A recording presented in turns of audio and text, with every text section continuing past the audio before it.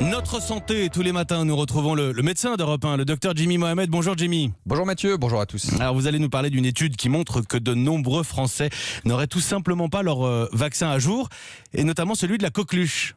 Oui, car lorsqu'on parle de la coqueluche, mais aussi d'autres maladies comme la poliomyélite ou la diphtérie, on pense qu'elles n'existent plus de façon naturelle et on oublie qu'elles ont disparu chez nous grâce à la vaccination. Et justement, si on regarde la couverture vaccinale de la coqueluche, moins d'un jeune adulte sur deux est à jour de sa vaccination contre cette maladie. Et si justement on regarde les plus de 45 ans, ils sont moins de 40% à avoir ce vaccin à jour. Or, les études sont claires, il faudrait que 90% de la population soit vaccinée correctement pour ne pas voir réapparaître ces maladies, dont la coqueluche. Alors, c'est vrai que, mine de rien, la coqueluche, comme ça n'a pas l'air très grave.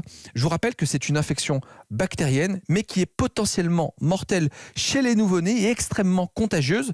Vous savez, dans le coronavirus, lorsque vous êtes malade, vous allez contaminer entre 2 et 3 personnes. Et bien, pour la coqueluche, chaque malade va en contaminer 15.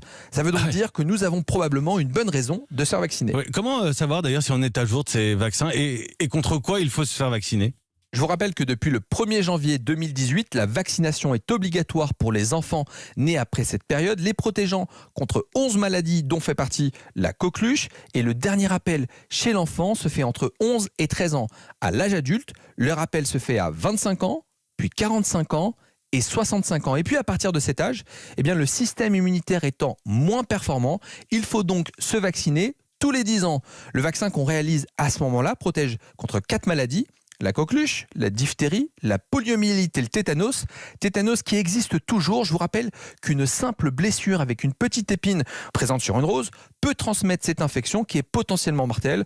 Raison pour laquelle je vous recommande de mettre à jour votre calendrier vaccinal. Et pour ceux qui voudraient en savoir plus, allez faire un tour sur le site vaccinationinfoservice.fr. Vous retrouvez plein d'informations intéressantes sur la vaccination.